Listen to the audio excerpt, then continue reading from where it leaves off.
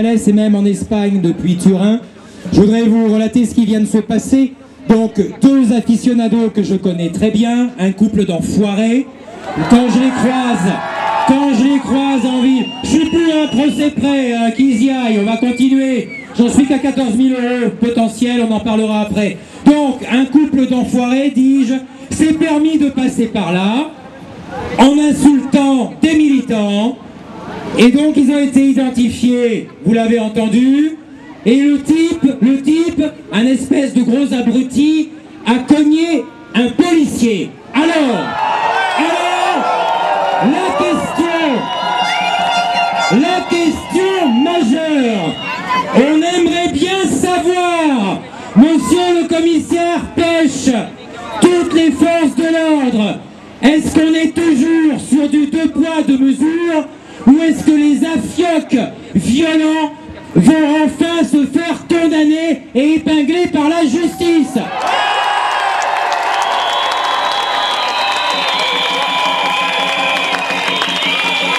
Est-ce qu'enfin la justice passera? Je vous le rappelle, mais tous ici présents, vous le savez fort bien, je vous rappelle que dans l'histoire de cette lutte, depuis plus de 20 ans, plus de 25 ans pour les plus anciens, il n'y a jamais eu un seul aficionado blessé. En revanche, des dizaines de militants tabassés. De plus en plus, la liste est longue. J'ai en face de moi notre ami Barbu, que tout le monde connaît, qui est tombé dans le coma, à Rion-des-Landes en 2013.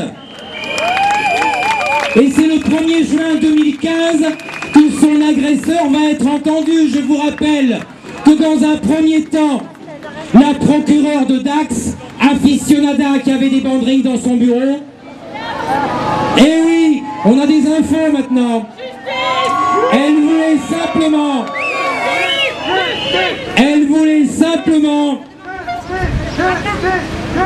Oui, on attend encore la justice. On va en parler. Mais elle voulait simplement que l'agresseur qui avait mis notre ami dans le coma ait des travaux d'intérêt général. Voilà.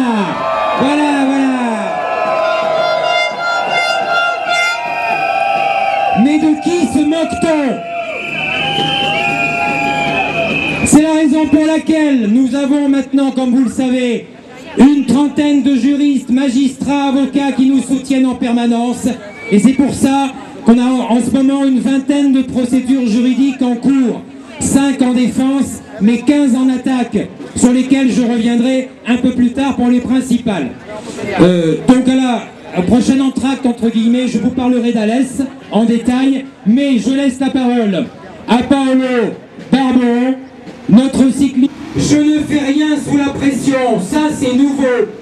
Depuis quand un élu et un politique ne fait pas les choses sous la pression?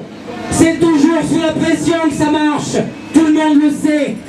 Et quand on a été très gentil pendant 6 ans avec M. Roustan, il ne s'est rien passé à Alès, soyons clairs. Donc, dorénavant, depuis 2012, M. Roustan a la pression, grâce à vous. Il y a un dispositif, d'après ce qu'on nous dit, encore, rien que pour nous, 150 à 200 policiers, plus des réserves.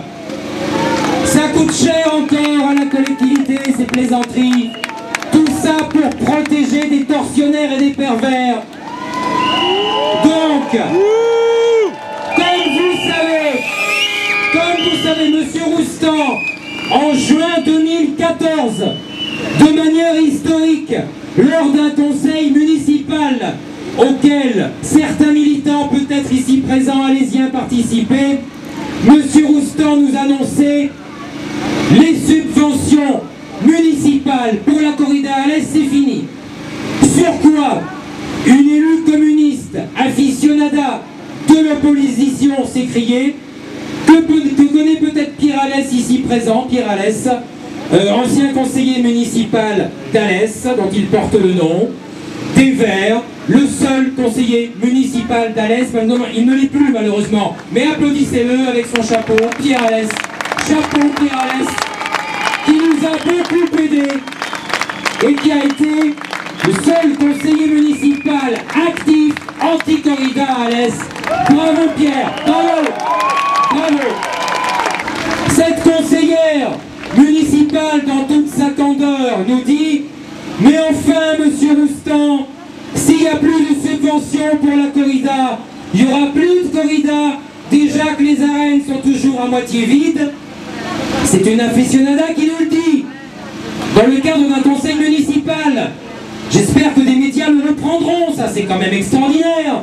Et monsieur Roustan de répondre: eh bien tant pis, il est délégataire de service public, il prend les risques. Et si il ne peut pas continuer, il n'y aura plus de corrida à Alès. 2014, bravo monsieur Roustan.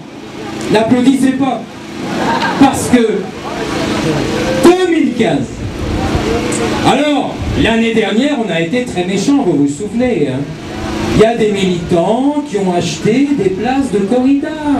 On a été 3 convoqués comme par hasard il y a 15 jours par un commandant de la Sûreté nationale au commissariat de police de Nîmes parce qu'on a une plainte contre nous du club taurin du coin pour 2014. Alors que le numéro 2 de la police départementale, monsieur Janas, qui est parti pour être le chef de la police à Perpignan, était enchanté de tout ce qui s'était passé, et pour cause, les militants qui voulaient faire des choses n'avaient pas pu.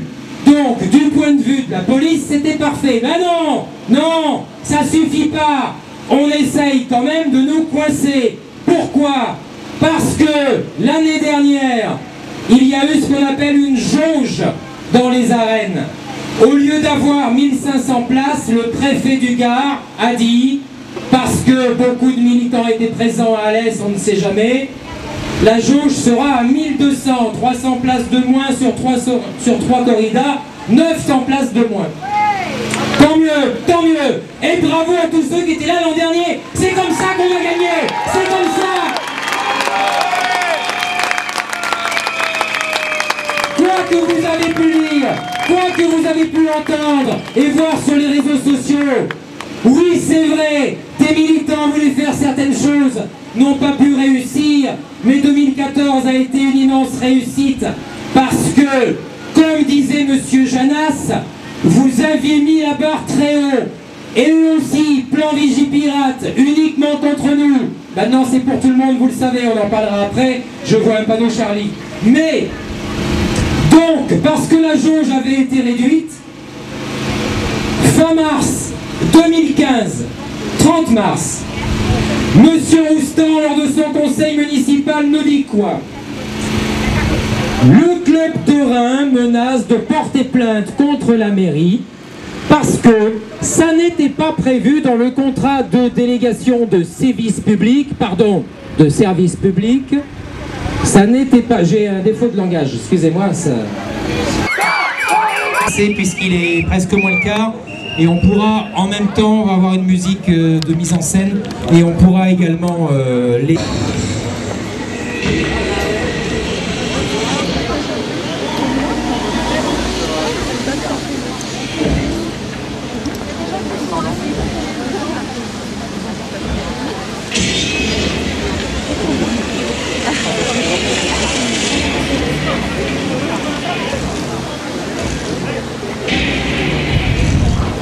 Ça va pouvoir emmener les pattes, ça. On va pouvoir emmener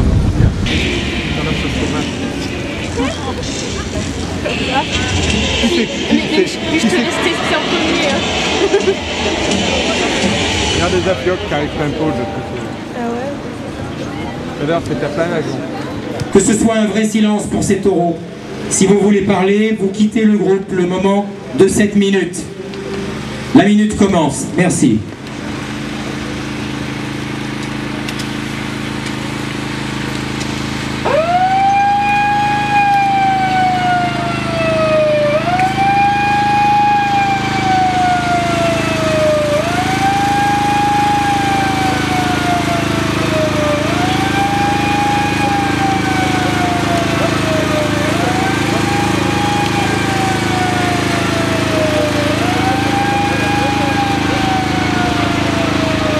C'est une minute de vrai silence. Merci de couper cette sirène.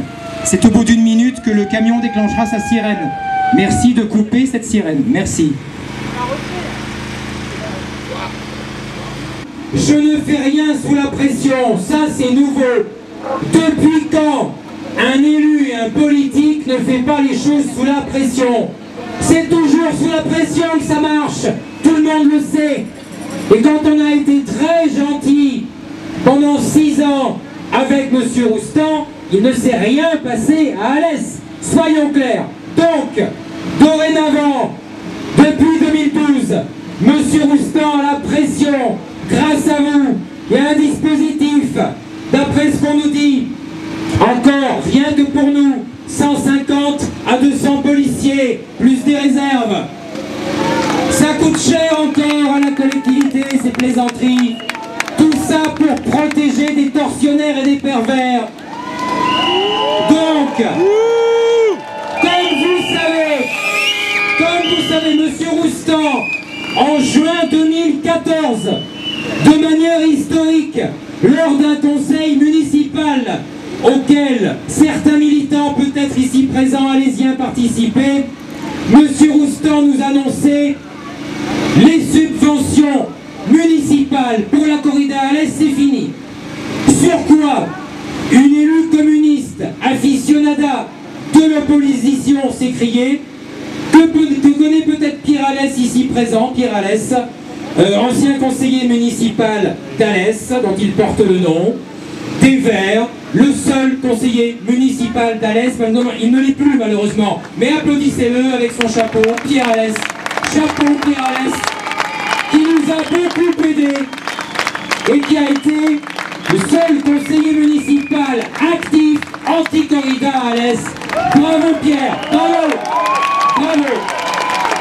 Cette conseillère municipale, dans toute sa candeur, nous dit « Mais enfin, Monsieur Roustan, s'il n'y a plus de subventions pour la corrida, il n'y aura plus de corrida, déjà que les arènes sont toujours à moitié vides. » C'est une aficionada qui nous le dit, dans le cadre d'un conseil municipal.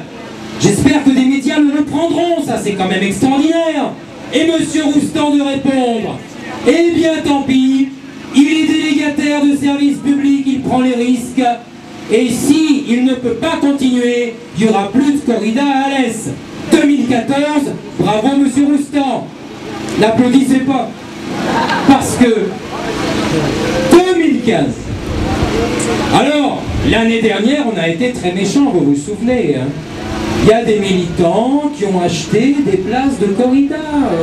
On a été 3 convoqués comme par hasard il y a 15 jours par un commandant de la Sûreté nationale au commissariat de police de Nîmes parce qu'on a une plainte contre nous du club taurin du coin pour 2014. Alors que le numéro 2 de la police départementale, Monsieur Janas, qui est parti pour être le chef de la police à Perpignan, était enchanté de tout ce qui s'était passé, et pour cause, les militants qui voulaient faire des choses n'avaient pas pu.